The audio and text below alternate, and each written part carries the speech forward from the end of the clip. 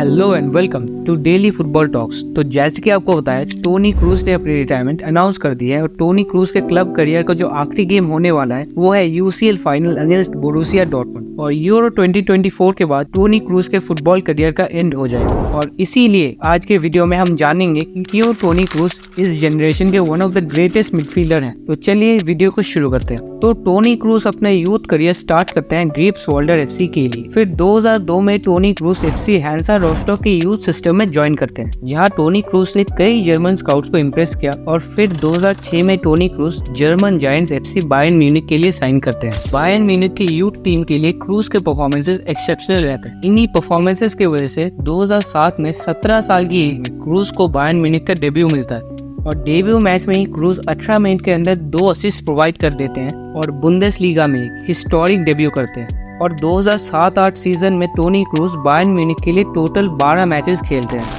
और Bayern Munich पे Toni Kroos का पहला ही सीजन एक ब्रेक थ्रू सीजन था। नेक्स्ट सीजन में टोनी क्रूज बायर्न के फर्स्ट टीम में अपनी जगह बना तो लेते हैं, लेकिन Mark van Bommel, Ze Roberto, Schweinsteiger जैसे फर्स्ट टीम प्लेयर्स की वजह से उन्हें मिनट्स नहीं मिल रहे थे। और इसीलिए रेगुलर फर्स्ट टीम फुटबॉल के लिए 2009 की जनवरी ट्रांसफर विंडो में टोनी क्रूज बायर्न लेवरकुसन में लोन में जाते हैं। और लेवरकुसन में जाते ही टोनी क्रूज अपना पहला गोल स्कोर करते हैं और लेवरकुसन के टीम में एक बहुत ही इंपॉर्टेंट पार्ट बन जाते हैं। 2009-10 सीजन में टोनी क्रूज लेवरकुसन के रेगुलर स्टार्टर बन जाते हैं और ये सीजन टोनी क्रूज का ब्रेक थ्रू सीजन था। इस सीजन टोनी क्रूज ने बायर लेवरकुसन के लिए ऑल कॉम्पिटिशन्स में 35 मैचेस खेले थे, जिनमें टोनी क्रूज ने 9 गोल्स और 12 असिस्ट स्कोर किए थे। और बुंदेसलीगा में 33 मैचेस में टोनी क्रूज के 21 जीए थे। और उस सीजन बायर लेवरकुसन के बुंदेसलीगा में टॉप 4 फिनिश में टोनी क्रूज का एक बहुत ही इंपॉर्टेंट रोल। और इस सीजन के बाद टोनी क्रूज कई बड़े यूरोपियन क्लब्स के राडार में आ जाते हैं। और 2010-11 सीजन में टोनी क्रूज फिर से बायर्न म्यूनिख पे रिटर्न करते हैं और फिर टोनी क्रूज बायर्न म्यूनिख के टीम में एक बहुत ही इंपॉर्टेंट पार्ट बन जाते हैं। और साथ ही अगले 4 साल तक टोनी क्रूज बायर्न म्यूनिख के स्क्वाड में एक इंपॉर्टेंट प्लेयर बन जाते हैं। और इन 4 सालों में टोनी क्रूज ने बायर्न म्यूनिख के लिए 22 गोल स्कोर किए थे और 44 असिस्ट दिए थे। और साथ ही टोनी क्रूज ने 3 बुंदेसलीगा, 3 डीएफबी पोकल,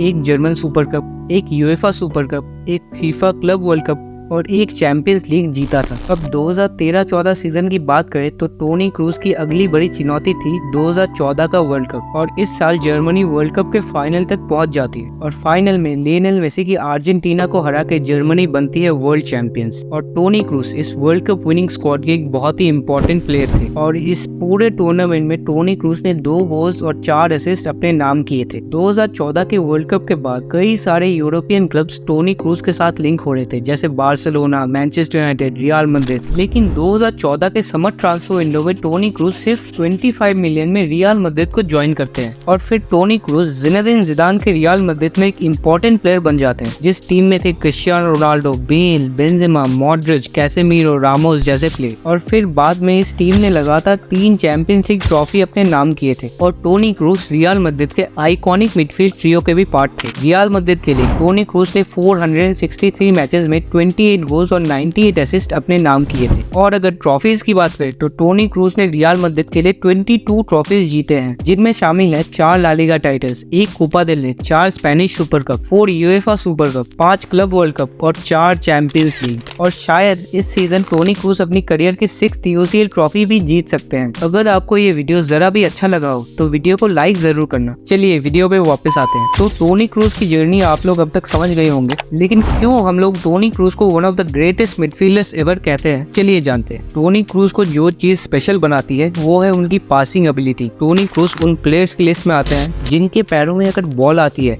तो आप समझ सकते हो कि बॉल सेफ है। टोनी क्रूज की जो एक और स्पेशलिटी है वो है कि वो अपनी दोनों फीट से बॉल डिस्ट्रीब्यूशन कर सकते हैं। और टोनी क्रूज का जो एक और बड़ा एट्रीब्यूट है वो है उनकी पासिंग रेंज। हमने कई बार देखा है कि टोनी क्रूज के लॉन्ग पासेस ओपोनेंट्स के लिए कितने ज्यादा डेंजरस होते हैं। इस सीजन यूसीएल में टोनी क्रूज का एक कमाल का पास था अगेंस्ट बायर्न म्यूनिख, अगर आपको याद होगा तो। और वो पास क्लियरली टोनी क्रूज की पासिंग रेंज को शो करता है। साथ ही टोनी क्रूज की जो एक और बड़ी स्ट्रेंथ है वो है सेट पीसेस। आपको 2018 वर्ल्ड कप में जर्मनी वर्सेस स्वीडन का मैच तो याद ही होगा, जहाँ पे टोनी क्रूज ने एक match winning free kick score किया का, और ये गोल टोनी क्रूज की फ्री किक एबिलिटी को साफ साफ दर्शाता है। साथ ही कॉर्नर्स में भी टोनी क्रूज का रिकॉर्ड शानदार है, लेकिन टोनी क्रूज को जो चीज खास बनाती है वो है टोनी क्रूज की गेम रीडिंग एबिलिटी। फुटबॉल में बहुत ही कम प्लेयर्स ऐसे होंगे जिनकी गेम रीडिंग इतनी अच्छी होगी, और टोनी क्रूज उन प्लेयर्स में से ही एक है। और देखिए, चाहिए आप मध्यस्था हो या कूले या किसी और क्लब के फैन हो, आप इस बात को डिनाई नहीं कर सकते कि क्रूज के पैर पे जब बॉल आती है तब आप वो एंजॉय करते हो। अब देखें तो यूरोस के बाद टोनी क्रूज रिटायरमेंट ले लेंगे, लेकिन क्यों सिर्फ 34 इयर्स की एज में टोनी क्रूज ने अपनी रिटायरमेंट अनाउंस कर दी। 34 इयर्स के होने के बावजूद टोनी क्रूज क्लब और कंट्री के लिए एक बहुत ही इंपॉर्टेंट प्लेयर है, और इस सीजन भी टोनी क्रूज का रियल मैड्रिड के लिए फॉर्म शानदार रहा है। फॉर्म और फिटनेस को कंसीडर करें तो टोनी क्रूज के पास आराम से अभी भी 2-3 साल टॉप फुटबॉल में, लेकिन फिर भी क्यों टोनी क्रूज फुटबॉल से इतनी जल्दी रिटायरमेंट ले रहे हैं? आप देखिए तो इसका रीजन है टोनी क्रूज का रियल मैड्रिड के लिए प्यार। टोनी क्रूज ने कई बार कहा है कि वो रियल मैड्रिड में ही अपना करियर एंड करना चाहेंगे और रियल मैड्रिड ही उनका आखिरी क्लब होगा, ऐसा स्टेटमेंट उन्होंने कई बार दिया है। लेकिन अब आप लोग कहोगे कि टोनी क्रूज को तो रियल मैड्रिड ने कॉन्ट्रैक्ट ऑफर किया था, लेकिन फिर क्यों टोनी क्रूज अब रिटायर लेंगे? तो देखिए तो इसका एक सिंपल रीजन है, वो है Toni Kroos wants to finish his career at top level. और टोनी क्रूज ने 2019 में ही कहा था कि वो अपना करियर टॉप लेवल में ही एंड करना चाहेंगे, और नेक्स्ट सीजन टोनी क्रूज को स्टार्टिंग 11 में इतने चांसेस भी नहीं मिलते, क्योंकि एम्बापे के आने के बाद रियल मैड्रिड 3 मैन मिडफील्ड में शिफ्ट करेगी, और टोनी क्रूज एक बैकअप प्लेयर के रोल में नहीं खेलना चाहते, इसलिए टोनी क्रूज ने रिटायरमेंट अनाउंस कर दी। तो कैसा लगा आपको ये वीडियो?